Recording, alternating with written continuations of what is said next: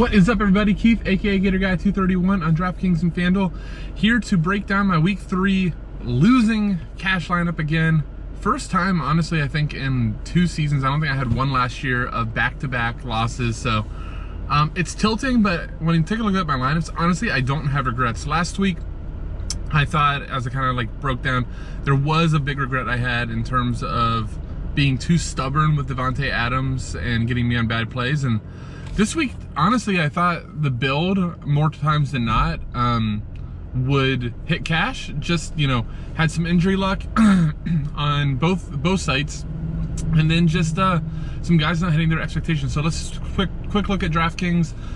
My core that I put out was Conor Murray, Miles Sanders, Jonathan Taylor, Kenyan Drake, and unfortunately Deontay Johnson, who got injured for the second straight week. One of my wide receivers injured on one of the first few plays of the game, and then said that I would choose between Amari Cooper, Tyler Lockett, and DK Metcalf, all of which were great plays. Rest of my lineup, the way I filled in, was Cooper, CeeDee Lamb, Logan Thomas, and the Eagles defense. So here's the thing. I think the only, when I look back on it, the only thing I think I overlooked, or maybe I would go back and do it, was that I think Devin Singletary, especially when Zach Moss was ruled out, we could really project Devin Singletary for more carries, potential goal line work, and we knew he was going to be involved in the passing game. And maybe swap him over Kenyan Drake, who, while the matchup was phenomenal, and that's why I'm not really that regretful about it, the matchup was phenomenal, but his passing game work has really, really gone down. And we know on DraftKings, regardless of the price, we really want to get, 4 or 5 catches, or at least targets to our running backs to really just increase that floor. So I could have done that, and then probably upgraded to Zach Ertz over Logan Thomas, and I would have gone into the cash line, especially if I chose Lockett over Amari Cooper. But that's really it. I would run this lineup back again. I think it was the right build. Saw a lot of other sharp people had something very, very similar. So I just no regrets. And then on FanDuel, I really have no regrets. I thought FanDuel, this lineup came together so perfectly. I loved every bit of it, and it just didn't hit. Again, could have probably said that the Kenyan Drake thing, maybe go down to Singletary. As he could have upgraded the Colts, who I had in GPPs, who I loved, and that would have made a difference. But that's about it. So that lineup in core was Murray, the same 3 running backs, so Sanders, Drake, Jonathan Taylor, and then did go ahead and have, I'm not looking at it, but I believe it was Amari Cooper in the core. I'll have to look, one of the wide receivers, and then Dallas Goedert, to me, was a big misprice. Obviously, he got hurt too, so that wasn't ideal. But again, I would run this back easily. One thing that was nice for me is, after last week, I made certain that I wanted to do multiple ways of stacking what we knew was the game that was going to just blow up, which was Seattle and Dallas. Dallas right now, I'm going to talk about it in a minute on a first look, is their defense is so bad, and Mike McCarthy kind of doesn't care. Like he mentioned before the Seattle game, he's just going to go in there and try to outscore them. So it's just making for DFS gold. So I ran so many different stacks of that game. Had about total volume between the 2 sites about $500, $400 of which was cash. Was able to make about half back in GPP. So, a little bit of a salvage, but it sucks to miss cash again. 1 and 2 on the season on both sites after 12 and 4 on each site last week. Or I'm sorry, 13 and 4 on both sites last year. So looking forward to week 4 coming back, and honestly want to do just a little bit more fun on these recaps, which is just look forward to look ahead to week 4, and I kind of want to just something that we're obviously seeing this year is just not only huge reliance on pass catching running backs, which has always been the same, but just the defenses this year just to me seem a lot worse. The pace of play is going up, so we've really got to target these games are going to blow up. So 4 that stood out, and all 4 of the top totals on the slate. But Arizona, Carolina opened at 51, Cleveland, Dallas opened at 56, New Orleans, Detroit 56, and Seattle, Miami at 54. And here's what I'll kind of say. I think you can kind of already see your core type of plays in this. So, I want to start out with Dallas and Cleveland. Like I mentioned, that that Dallas is not playing any defense right now. Zeke is coming off, I believe it was 12 targets last week, on top of still getting his RB1 touches. So I think he's sub 8K. So I think he's, you know, a starting point for me from that game. And then CeeDee Lamb still a little cheap. Amari Cooper, Michael Gallup we saw have a big week, and then Dak Prescott. Like, the good thing about Dallas is that all the DFS production is very condensed to those guys, so they're really easy to stack. You can run it back with an underpriced Odell.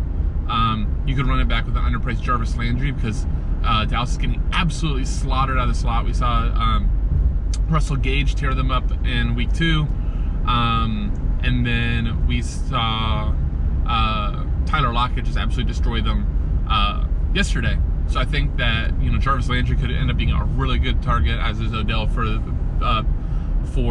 deeper threat, or, you know, maybe more ceiling. Only concern with Cleveland, obviously, is that they want to run. But again, if Dallas can get ahead, then that's going to force Cleveland into the pass. Zona in Carolina, I have no problem going back to Conor Murray. I don't think that we're going to need to spend up for D-Hop. That is one thing I want to say on the recap. I think I was proud of myself for not falling for, like, jamming in D-Hop. There were so many wide receivers that I think, even though he had a great game, that you maybe made a mistake by spending up, just because there were so many receivers from that Dallas-Seattle game that were going to do well. But yeah, I have no problem going back to Conor Murray again, just combining so much run equity, bad passing game for him. But he's going to come into this game with like a 25 DK floor, so, and a solid price. So no problem with that. I do think running it back, Mike Davis makes a ton of sense. He's seriously playing like the Christian McCaffrey passing game role, and we're going to call him Teddy check down at this point, but Teddy Bridgewater loves to check it down. So it's giving, like, Mike Davis, probably you could actually project like a 7-8 target floor without McCaffrey. So really like him. He's sub 6K. That's a good way to get exposure from both sides. Then New Orleans, Detroit, you know, I kind of buried the lead, but Alvin Kamara might be like 90% owned in cash games. Like, with Michael Thomas out, he truly is New Orleans wide receiver one. And then he's also getting goal line touches to get him touchdown equity. So he gets the little Monday night discount. I think if he wasn't playing on Monday and he put up that game, he'd be like 9,500, but instead we're getting a discount on him. So he's just going to be a guy that I'm literally going to lock in every single lineup. Detroit's also struggled versus the run. That was why we were so high on Kenyan Drake. So not only do we get run equity with Kamara in that matchup, but then also, you know, 7-8 target floor. So I really like the thought of starting out like Mike Davis, Alvin Kamara, and Zeke. And, you know, right away for my running backs, I have like a 20 to 25 target floor on top of some run game usage. So I like that thought a lot. I haven't dug like super deep. I was just looking at the big games to target. Because again, that's just something I want to focus on for week 4, is just really targeting the better game environments. The other game to mention is Seattle versus Miami. That opened up at a 54 total. Obviously, you know, the let Russ cook movement is in full force. So, you know, and we saw Miami's defense is not going to be great this season. They did do well versus Jacksonville, but I don't think they're going to stand too big of a chance versus Seattle. Again, the only pause you ever have with Seattle is if they do catch the wrong game flow, meaning they get up like 14-0 early.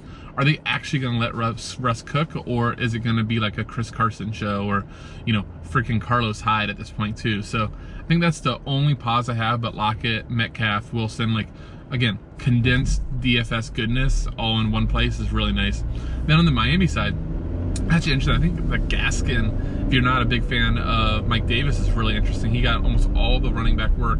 It's also getting targeted heavily out of the backfield. So again, combine running back touches plus target equity, I think is going to be huge, and something I don't want to fall into doing too much more this season. I guess 2 straight weeks that I had Derrick Henry last week, which again, don't regret Derrick Henry, but, you know, his target equity is low.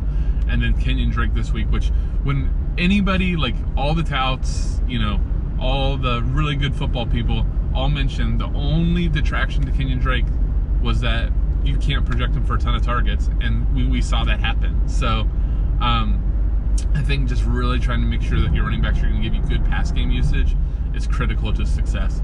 I think that, you know, kind of from a first look perspective, that probably about does it. I think you can really just hone in on these 4 games. I'm sure there will be value that will pop up.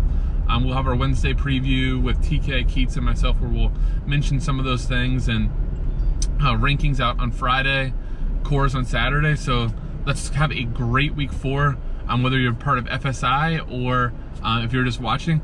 Thank you guys so much for watching and being part of all this. Subscribe button at the bottom right if you haven't already. It is greatly appreciated by all of us. And have a great week 4. See ya.